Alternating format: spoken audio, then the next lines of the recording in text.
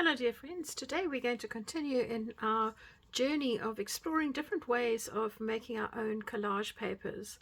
And for today's technique, we're going to just use some washi tape. This is quite a thin little one that I've got here. I'm quite glad to be actually using it up.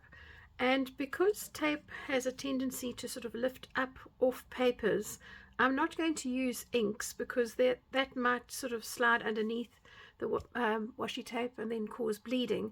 So I'm going to use some acrylic paints, and I am going to use a little flat top brush like that. That's a stencil brush, and I'm going to pounce it because quite a few of the designs that I do have got very straight edges, and I just want to soften it and add a bit of texture and make it a bit more playful. So let's begin. So the first thing that you're going to need to do is to have a piece of paper or card, and you're going to start to play around with your design. So for this particular one, all I'm doing is just sticking on random little pieces of washi tape just to create almost sort of almost like a crayon shaving kind of effect on the piece of paper. And you'll notice as I'm working, I'm just rotating the paper each time so that I don't have all my little pieces of washi tape lying in the same direction. I want to be fairly liberal in my coverage. You see, so that one's parallel. It's not going to be great. So let's do it a bit more of an angle. And maybe I'll pop another one in between. So laying up all your bits of tape, you could quite easily do sitting watching something nice on YouTube or on TV, a nice movie of some sort. I don't know if any of you have watched that series that's just come out called Patience, about the autistic lass who helps within the police department. I found it particularly beautifully filmed, and also really a nice sort of documentary of some of the challenges that people with autism face. I work with autistic and special needs adults, and so yeah, it was just nice to see it being highlighted a little bit, but a really good movie series so that you could actually watch it. Right, so that's all I'm going to do on here. I don't want it to be much busier than that. Then I have here a piece of paper which I've laminated that I'm just going to use as a palette, and I'm working on a silicone mat. This was one that I got from a baking shop, but you can get the Ranger one as well, and that's nice because you can just wipe things up. So my color palette today is going to be blues and a bit of purple, and we'll see how that plays out. These are all opaque paints, which means that the color that you see is going to be the color that you get. It's not going to be transparent as quite a lot of the inks and things are. So I'm just going to have the three colors. And you probably don't want to work with too many colors on one piece of paper, because you're going to find it will get awfully busy and awfully messy in no time at all. I am going to just dampen my brush because I find that this is really helpful to clean it later, and then I'm just going to wipe it on one of these rags that I've got, and I'm going to gently blend some of these colors together so that I haven't got just a pure color, and I'm going to dab this at 90 degrees over the surface. Now as you're working with this, you can actually vary the color tones, and you don't have to fill in all the spaces. So you could bring in a little bit more blue, and you will find also when you're working with paints that you can actually make the colors quite solid, as I've done in that section, or you could kind of just keep dabbing until the paint runs out from the brush, and you will get your lighter colors coming in between. Let's introduce a bit of that lighter color there. The more you go over it, obviously the more the paints will mix together. But as I say, I just wanted to add a little bit of texture to this rather than having too much that was actually really very wet, that would go under the masking, under the washi tape. Right, let's introduce a little bit of dark down here. Now if you have started off with a lightish background, say for instance I've started off with that, and you find that you're not enjoying that color, then you could quite easily come back in with a little bit of dark, and whichever color you put on last will be the most dominant color. So I'm just going to keep going, introduce, oh, I've got a brush that's really shedding its bristles. Must be quite an old one I've had for a while. Never mind, I'll pick that up. It does happen with these hogshair brushes that they do this sometimes. It's a really annoying thing. So you'll see there that I had a bit of a dark spot with the blues, and I'm just going to stipple over that with some of my other colors. Wherever I have the washi tape, you're going to see that that is going to be a pure white area. So that area is very dark in contrast, so I might come in with a lighter blue, and putting that on top, you'll see that it just softens out what I have there already. Right, I'm not going to worry too much about doing much more than that. I'm going to set that aside to dry, knowing that this is going to be chopped up probably in any case for a future project. So let's start with the next one now. And this one I've done in a set of diamond squares. I've pre-prepared this one because I'm sure you don't want to see me putting all the washi tape down, but I'm just going to use my fingers just to rub over the tape to make sure that all the edges are secure, and these little pieces that I've left hanging over the side will just help anchor to the table. So this one I'm going to predominantly do with the blues. I'm going to just start in the middle, work my way all over, picking up as you need it. The colors are fairly similar, but I'm wanting that because at some point in the near future I'm going to do a journal with sort of a watery feel, and these colors will be a big part of that.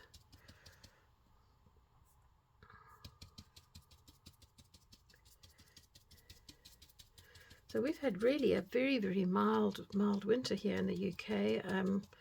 I'm grateful in the sense that we've had rain, which is important, and I'm very grateful that we haven't had too much snow. I'm in the southeast of England, so very grateful that we haven't had too much snow, because when the roads get very icy, it is extremely stressful heading out into the morning to go to work when it's still dark and you can't see where this is lying on the road. I'm sure that those of you that live in countries where it does get icy will sympathize. Right, so I've got some nice contrast here. I've got some darker pieces and some lighter pieces, and I'm very happy with that one. So I'm going to just gently lift that up and set that aside. Because our application of paint is actually fairly thin, it will dry relatively quickly. So now I'm going to just run my fingers over this, and I'm going to do the same. This I did, and as I was doing it, I thought to myself, wouldn't this be lovely as a background for making little faux stamps?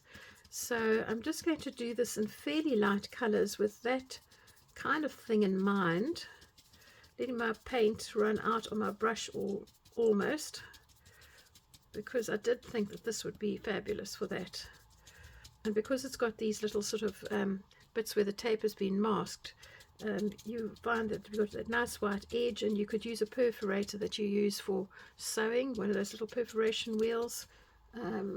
They will make a nice little sort of mark that you could use as a sort of stamp edge, or you could even use those fancy scissors with a decal edge to them. All right, one or two in the corner that are a little bit darker, just to start us off, but keeping that light just in view that I might use it for creating little postage stamps or little labels or something like that. Okay, so let's do the next one. This was Random Crisscross Patterns, and again working with my same color palette, largely blue. Going to just start off gently. You'll see that actually by using the stippling technique it goes very quickly, but you've also got the joy of having the light pieces showing in between, and the designers are really going to pop when you start to peel the tapes off. Adding a little bit of purple in, I don't know if you can't see that on camera, that will just make my blues slightly deeper. So instead of using a black or something, I'm using the purple just to create a bit of depth. And by mixing the colors, you'll find that all of these that we're doing today will be harmonious with each other if you're working on the same project. Certainly this is a lovely way to just spend an afternoon relaxing, or when you're feeling stuck and lacking creativity, as we do from time to time, it would be a nice way to just play, give yourself permission, doesn't need to be perfect, doesn't matter if you make mistakes, and just have some fun, because once you've done this you could always work on top of it by stamping some things or adding some collage elements to it. Right, so that's going to be quite fun. And then the last one that I did was stripes, so I thought let's just see how this turns out. Yeah, stripes are always interesting. These are quite formal patterns for me as a person. I'm not normally a very formal person, so I tend to have things more relaxed. And with all these designs, I have just eyeballed where to put the tape. If you are somebody who likes things to be precise, yeah, then certainly go ahead and measure it all out and then lay your washi tape over the measured lines. That's absolutely fine. Thank heavens we're all different. There we go. I've also been just helping my church do some fundraising, and it's always a challenge, isn't it, because we know everybody's feeling the pinch one way or another, and our church is by the diocese has been declared the poorest church in the whole of the southeast of England, and we're needing to fundraise to be able to meet the needs of our congregation and to be able to welcome more in. So it's quite interesting doing the research on the fundraising and that. Fortunately, I'm not doing the applications. I've got somebody who is very, very knowledgeable and has a history of finance to actually do the applications, but I'm doing the research, and it's really interesting. But yeah, maybe if you've got some novel ways of fundraising for churches, you could just drop me a note in the comments. I'm always open to that and I'd be most grateful. So that's got quite a nice range of colors. I'm just going to soften these deep purples with a little bit more of the blue, because I don't want quite as much of the purple. There we go. And I might just put a little hint of purple in the corner here, just a very, very almost dry brush effect. Brilliant. Okay, so that's really nice. So let's start off with this. Well, I'll take one that's a bit easier. I've got nice long pieces of tape here, so I'm just going to start to peel them off, and you want to peel the ones that are on top off first, and you will see that as we're doing this the revealing of the white underneath just makes all the difference to the design. It really just makes it pop, and yep, it shows you that you don't have to have this huge database of creative knowledge to be able to do this. Right, that one wasn't on top.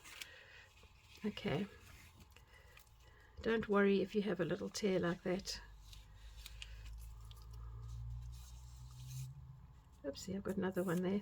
I did have to use a tiny little bit of glue because my washi tape wasn't as sticky as I wanted it for one of the two pieces, so that's probably why I had a tear, even though I was trying to be just a little bit careful. Right, here we go, nearly done with this, and this is really the fun part. But as you can see, I've not paused this video to stop and go and dry things. I've just carried on, so if you have an afternoon of making papers, you would actually get quite a few done.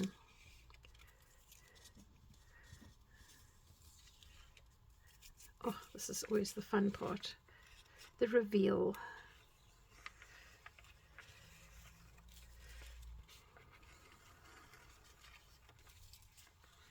Let's grab the long edge. There we go. Right, I'm just going to keep doing this, and I'll speed it up a bit so it doesn't become too monotonous.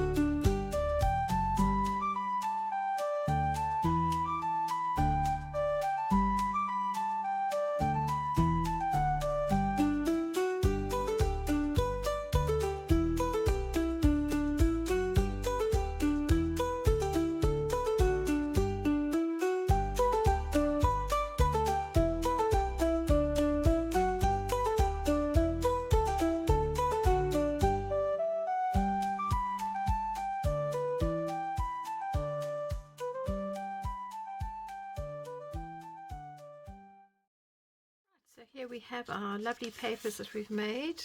That with the small pieces of tape. That has got random bits. Some nice blocks. Almost looks a bit like mosaic tiles. And I did do a video on printing on paper with mosaic tiles. I'll link that for you. And then we've got our nice stripes and also our checkerboard. Let me put that there because then you can see the contrast between them. There we go. So that's a lovely palette of papers. Just a few minutes of having a little bit of joy in your life, and I hope that you've enjoyed this video today. This is part of a series. I have done 2 and uploaded them already. This is part 3, and I would like to ask if you've enjoyed this video to give me a thumbs up and consider subscribing to my channel. And if you've enjoyed watching this series, then certainly put the bell notification on, so when I upload the next one in this series, you'll actually know when that is. Enjoy your day. Have a lovely time making your papers. Bye for now.